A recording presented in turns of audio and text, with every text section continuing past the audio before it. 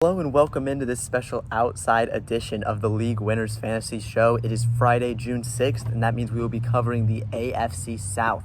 Now, before I dive into the AFC South, breaking down the Texans, Colts, Jaguars, and Titans with their fantasy insights, I promised if any Aaron Rodgers news came out, I would update my Steelers rankings and let you guys know what changed. So, yesterday, Aaron Rodgers, it was announced that he will be signing with the Steelers pending a physical. I went ahead and updated my rankings and wanted to just let you guys know where some of the stuff that changed happened. So with the running back room, the only real change, a couple more carries for some of the guys because Aaron Rodgers is going to run less than Mason Rudolph would, and maybe an extra touchdown or two just from the offense being potentially a little bit better. The wide receiver room is really where the big change is, though, and DK Metcalf was the biggest beneficiary for me just because I believe Aaron Rodgers would throw more touchdowns than Mason Rudolph would. So I have DK Metcalf increasing a lot in production, up to 12 receiving touchdowns, because I think Aaron Rodgers can get him that number. The question becomes, will they bring in a wide receiver 2? If a wide receiver 2 is brought in, a little bit of the targets from DK Metcalf will be decreased, because right now I have Roman Wilson as the wide receiver 2, and he's not going to steal those touchdowns from DK Metcalf. He's not going to take too many of those targets. The biggest winners right now from this signing are DK Metcalf, Roman Wilson, and Pat Freiermuth. And if no other receivers are brought in, the little bit of a sleeper I had on Roman Wilson will be increased even more because of Aaron Rodgers throwing the ball just honestly more times. Even if he might not at this age be a better quarterback than Mason Rudolph, he's going to throw it more times. He's not afraid to take shots to the end zone and will lead to this offense scoring more points. Now then, to dive into the AFC South, the reason we're here, I'm starting with the Colts because yesterday news came out that Anthony Richardson suffered a shoulder injury and may be ready for training camp. Very scary wording, but for me, I still believe he'll be the starting quarterback. As a Giants fan, I've watched a lot of Daniel Jones football, and I believe that Anthony Richardson, if he's able to participate in training camp, will end up walking away with the starting quarterback job. And so my projections for the Colts include him as the starting quarterback. Now, with that being said, I still don't think Anthony Richardson is a great quarterback. I have him projected for just over 3,000 yards, only 14 touchdowns. The rushing upside is really what you get from Anthony Richardson, and if he's not 100%, I would expect the coaching staff to not maybe give him full reign on the ground, but rather have him under control and not really just kind of getting to do whatever he wants. Now, Jonathan Taylor would be a big beneficiary if Anthony Richardson isn't running. Jonathan Taylor had a huge season last year. I expect him to get a lot of touches again. I have him projected for over 350 total touches, be that rushes and receptions, or targets, my apologies. And I think that he could very easily be a top 5 running back this season. He's going to get the ball a lot, and people know that they're going to run the ball, but I don't know if they can stop him. He's proven it time and time again that he's a good running back, and if he stays healthy and can handle the workload, he'll be a good running back. I have him projected for just over 14.5 PPR fantasy points per game, and I think he could easily hit that. He might rush for 1,500 yards. The question is, how many touchdowns does Anthony Richardson vulture from him? If fully healthy, Anthony Richardson will take some of that goal line work, will run in some of those touchdowns. If he's hindered, they might not want him throwing his body around at the goal line, and Jonathan Taylor could see double-digit touchdowns. The other running back that I have statted out is Khalil Herbert. I don't expect very much from him. He won't take a lot of work from Jonathan Taylor at all. Now, the wide receiver room, the question is, who's the one? Is it Michael Pittman, who got a little rolled up yesterday at OTAs? Is it Josh Downs? In terms of targets, I have Josh Downs projected for more, but I think they do cut into each other's targets very much. I have both of them projected for under 10 fantasy points a game. I think Josh Downs is going to get work and is going to be a receiving threat, but Michael Pittman is too.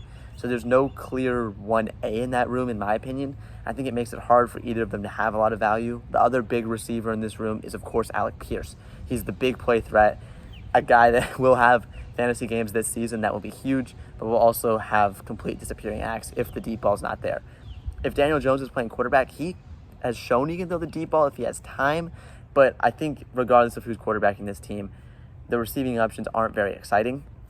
The rookie, though, Tyler Warren at tight end, guy whose film I loved at Penn State, a guy who I think is a very, very good player. I think that he could have a huge impact on this team. The question is, where does he fall in the pecking order of targets? Is he going to be behind Pittman and Josh Downs on a team that wants to run the ball, or is he going to end up being the second or even first target option? Right now, I have him projected as the third target. Still 7 fantasy points a game as a tight end. You'll absolutely be happy with that production.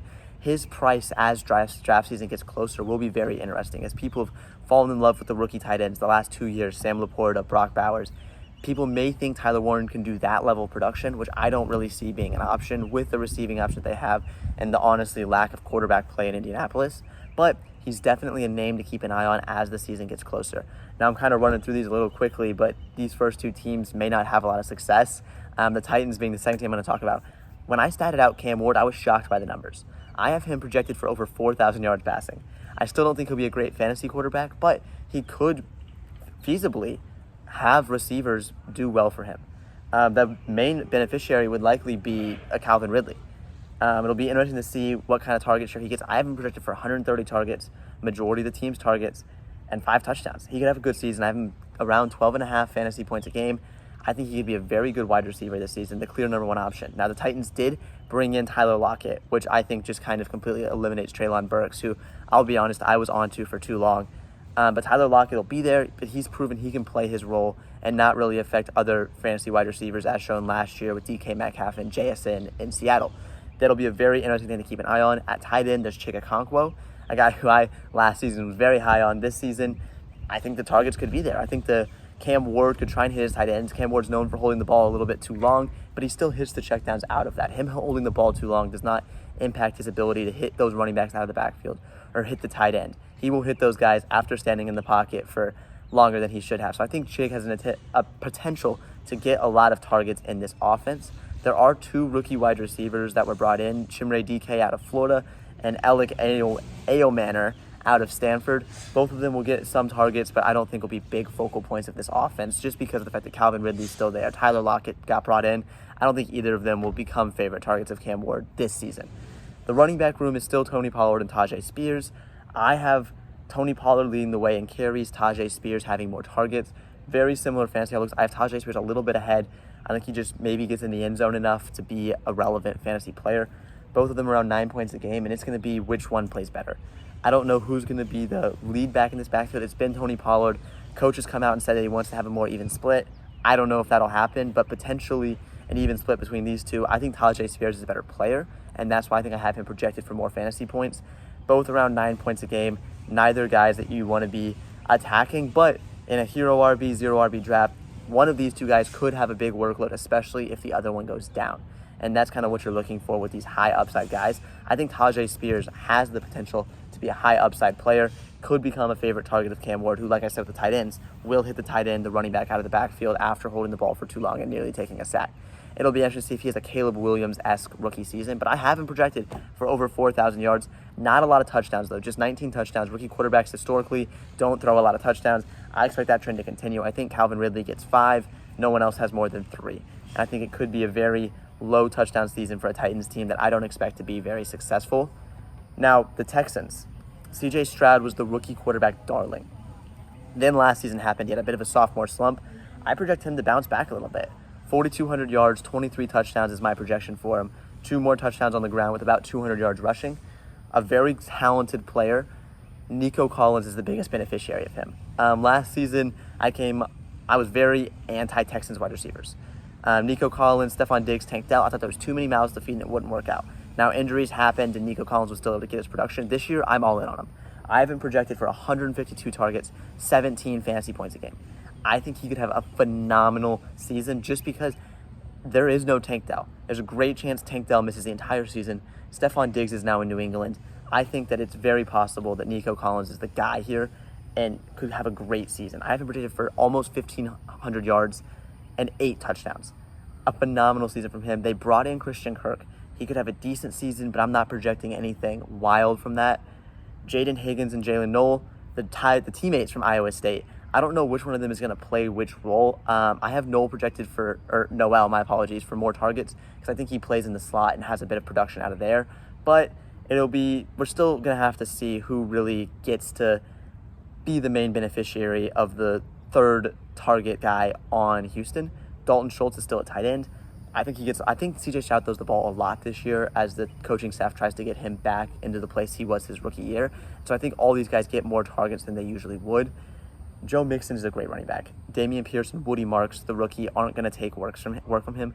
I have him projected for over 300 touches, and I think he's going to have another great season. I have him around 14 points a game. I have him projected just behind Jonathan Taylor in terms of points per game. So A little bit less than Jonathan Taylor, but still a very good season in my opinion. And I think that he could work it out to have a very strong season. I think the Texans offense, it's a little bit like the Bengals, but not as high-powered. Now I'm going to take a quick break and come back and do Jacksonville Jaguars offense. Now, for the Jaguars, is Trevor Lawrence good is the main question in this offense. If Trevor Lawrence is good, the offense will succeed and you'll see a lot of success. If Trevor Lawrence is bad, it'll just be Brian Thomas Jr. again. I don't know the answer to that. But I have Trevor Lawrence statted out. Interestingly, a lot of the quarterbacks in this division statted out in the same points per game range. Cam Ward, TJ Stroud, Trevor Lawrence, all kind of in the similar between 14 and 15 fantasy points per game. CJ Stroud is not a guy I'd be targeting in drafts like he was last year. Just don't trust him at all. Trevor Lawrence is similar to that, but obviously most of you know that now after being burned by Trevor Lawrence in the past. The running back room here, Travis Etienne, Tank Bigsby. What's the split here? I have Tank Bigsby getting more of the work on the ground, and once again, Etienne getting more of the work through the air, which leads me to having Travis Etienne projected for more fantasy points. Now, last year, I had Travis Etienne projected very highly and was burned by that, so I probably won't be targeting him as high as I'll end up having him ranked. Once again, only 9 fantasy points a game in the Tajay Spears range, but still, it's a little bit higher than I expected. I have Tank Bigsby projected very low. I have him for 8 rushing touchdowns, 700 yards. That's it. Not a lot of receiving work. I'm not very high on him this season. I know a lot of the experts are, a lot of people in the fantasy community are very high on him this season. I am not. I don't see him having a ridiculous amount of production. Someone I do see is Brian Thomas Jr. He's a guy I was out on last year. I said there's no way he's good. I was wrong, and I'm biting the bullet on that. I have him projected for 1,300 yards and 9 touchdowns, a very good fantasy season, and 16 fantasy points a game. A guy I don't know about is Travis Hunter. Just because how much will he be playing offense? How much will they be scheming for him specifically? What will he be able to do in this offense? I don't know the answer to that, and it's left me a little confused on what to do with him projection-wise.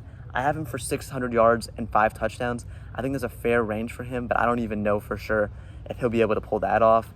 If he ends up being a defensive player, obviously, first, that wouldn't work for fantasy, so that would be more of a ignore him. But keep an eye on what he's doing in camp to figure out the right play with him.